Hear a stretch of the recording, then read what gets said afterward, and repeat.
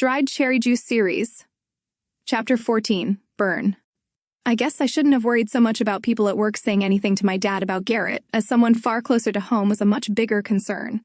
A girl that I considered my friend, one that I worked with at the grocery store before going to work for the hospital, we'll call her Leisha, was the someone I'm referring to. One day, Leisha decided to approach my mama once while she was casually grocery shopping when Leisha was working a shift. Turns out, Leisha had a crush on Garrett and wanted us to break up so that she could date him. She approached my mom unprovoked, complete with alligator tears, telling my mama that he and I were sleeping together. I can't recall if my mama ever addressed this little unwarranted interaction that she had with Leisha at the grocery store with me right away, but it honestly wouldn't take them very long to figure out that I was seeing Garrett behind their backs, sorta. I was already 18 years old and looking into moving out by this point, so not really sneaking around, but in my parents' eyes I apparently was. One night, Garrett and I went out together again, him driving my car. We were literally right down the street from his grandmother's house where he lived to hang out, when he leaned in to give me a kiss. This split-second decision would end up being a costly one. I can still remember what ran through my head at the start of the crash and what transpired after it like it was yesterday. Is it sad that you're more worried about your life being in danger because now your dad is going to find out what you've been hiding from him than if I would even survive the crash in the first place? Because that's what ran rampant through my brain. Instead of feeling the actual crash taking place in slow motion, glass flying everywhere in slow motion, the whiplash in my neck in slow motion, the leftovers from where we went for dinner flew all over the car interior in slow motion. But, alas, all I could think of was now my parents would officially know if they didn't already, and how my dad was going to react when he found out.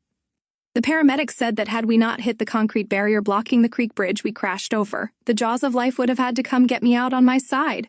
Garrett was up and walking around, perfectly fine, but I, however, had to be rushed to the emergency room by ambulance. I found out later on that Garrett walked down to his friend's house that same night while I was en route to the hospital and got high.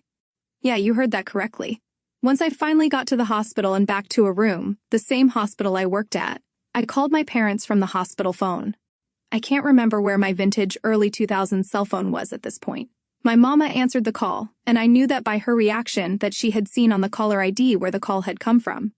Groggy, she answered the phone, wondering why she was getting a call this late from the hospital where her husband and daughter both worked at, but one of them was home with her and the other wasn't. I need to explain something quickly. I have changed most of the names in this series so far, but for this next part to even make sense, I have to explain that Garrett and Toby have the same name in real life. Obviously, different last names, but they both have a first name in common. A name we'll say is Bob to explain this next part. I'm going to assign random last names to them as a legend of sorts, so you can follow along easier. Toby, we'll call him Bob Smith. Garrett, we'll call him Bob Not Smith. See what I did there? Okay, moving on. Mama, I said. She replied with my name, with a heavy air of both confusion and curiosity in her tone. Yeah. I hesitated for as long as I felt I could. I got in a car wreck. I'm at the hospital. It didn't take long for her attention to be piqued, and immediately began asking more questions as she started getting ready to leave the house to join me at the hospital. Are you okay? She asked with such sincerity. Yes, but I was with Bob, she questioned before asking for more clarification. Smith. You see, around this time, Bob Smith, aka Toby, I believe Toby was back in town for a brief break from basic training around that time frame. She knew this, so it wasn't strange that she thought this could have been a good possibility of happening. No, I stalled. Again, for as long as I felt I could get away with, not Smith. Needless to say, I was met with heavy criticism and disappointment. But nonetheless, her and my dad headed up to the hospital, I believe dropping my brother off at my grandparents' house on the way. I did something that probably made my dad really mad, but I didn't care. I told the hospital staff that my parents were on their way up, but that I was scared of what my dad would do and requested that only my mama be let back to the room. This did end up pissing my dad off, but later I found out it was more than likely because of his image he was portraying. You see, over the years of my dad working at the hospital, he had made friends with a lot of the security guards that worked there. The department I worked in, however, actually worked as a combination department with the head of security, which just so happened to work closely with a large majority of various local law enforcement agencies and officers, so I knew them just as well, if not even better now, than he did. It didn't take long for quiet rumors and assumptions to be made after that. But I was not a minor. The hospital told me that I could allow or deny anyone access to me back in the room. So, I did.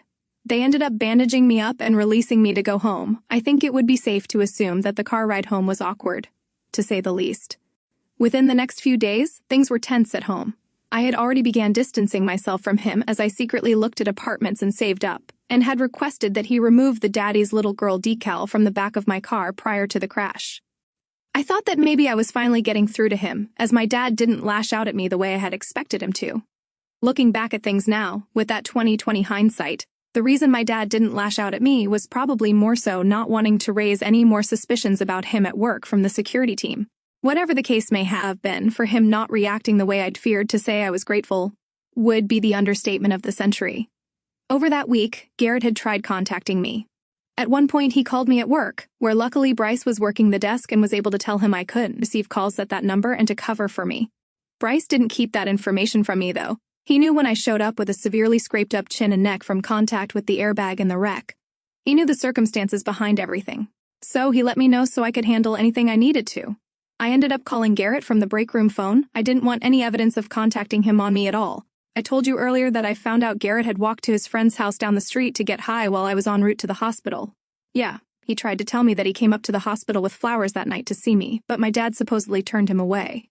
The thing with that was, the hospital was a good distance drive from where the wreck happened, and you had to hop on the highway to get there. He rode a bike everywhere. He had his license, but didn't have a car.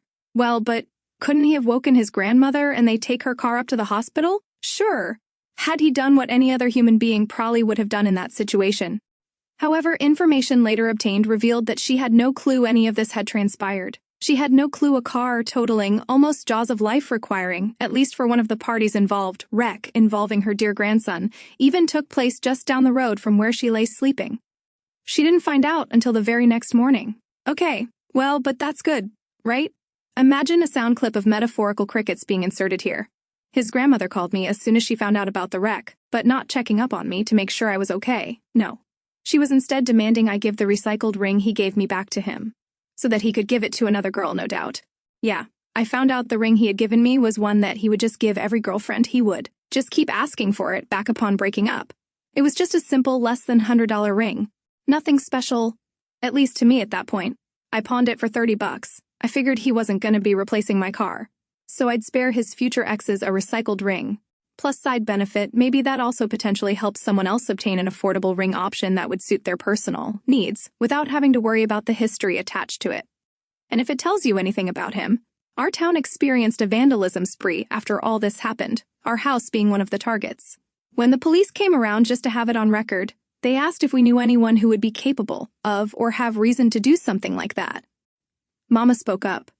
Well, my daughter has an ex who doesn't have the best record, she confessed. Thanks, Mama. Anyways, the point being that when they asked the name of said ex-boyfriend, they knew immediately who it was. Both cops nodded their heads very emphatically and admitted they were well aware of him. I'm not saying anything. I'm just gonna set that there, and I'll let you take with that what you will. I was finally able to get him out of my hair. I was still eyeing apartments so I could move out as soon as possible, but it had become even more evident how power-hungry my dad had gotten as far as controlling me. So, I did this discreetly so as not to rock the boat, so to speak. I instead chose my battles and relented to keep the peace in the meantime. I would hang out with friends from a dad-approved list, and my parents began enforcing strict curfews and check-ins at certain times. I didn't like the whole sneaking around and rebellious thing, but I wasn't a fan of all these extremes either. On the approved list of friends was Sarah Beth, Sarah, her sister Cece, Bryce, and some other friends from work that my parents knew. I would go hang out with them regularly, all of them covering for me if I ever did do anything to accidentally slip up so I didn't have to face his wrath. As I continued to save up and buying items for what I called my hope chest to be prepared to move out at a moment's notice, I would date around here and there. As I mentioned, I got in really good shape while working at the hospital. And please do not take this next part as me being conceited or braggy, because that couldn't be further from the truth. I turned a lot of heads at that point. I was a little hottie-toddy, okay? A real cutie-patootie. So, I began getting a lot of different attention from different suitors. And I would have to have them approved by my dad. I will say that when my dad obtained even more control over me, and I cooperated, things with our relationship at home got better. Take with that what you will.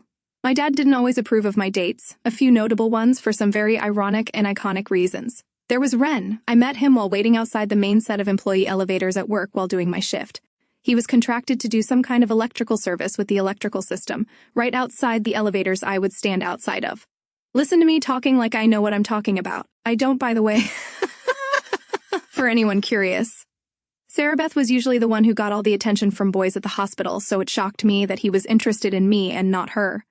I wouldn't have even known he was interested if it weren't for his boss intervening, wanting to play Cupid with his arrow that day.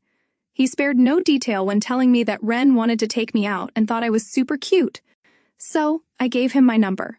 Sometime later that week, I believe, him and I set up a time to go on a date. But my dad wanted to meet him first. He ended up going home and we didn't end up going on the date because my dad just wasn't feeling it. He didn't see it working out because Ren started talking about like planet alignment or something like that. I don't remember. But what's ironic about that is going to end up playing a role in my own story a little later. Around that time, I just befriended Tom. He was deaf, gentle, seemingly easygoing, and soft-spoken. We only ever texted, no romance, no late-night confessions. The kind of presence that slipped naturally into your days. No plans made beyond brief, coincidental conversations in passing, usually near the elevators, those in-between, spaces where lives brush against each other and move on. Because I saw him as nothing more than a friend, it never occurred to me to mention him to my parents. There was nothing to explain. That certainty cracked the day his name appeared on my phone, not as a message, but as a call. I stared at the screen, uneasy, already knowing something was wrong. He'd never called before. That's when I learned there was a small detail he'd never mentioned, one that changed everything. Come to find out, it was his wife, who I had no idea about. I quickly explained the circumstances, and once I discovered them, myself, I quickly cut all contact. I already have enough drama of my own. Let's not add fuel to that fire. Again, the male friends I hung out with regularly were on the pre-approved list of friends I was allowed to hang out with, mostly work colleagues, the main ones being Bryce and our friend Eric. We would go to movies together and just hang out, just as friends. At least, that's what I thought.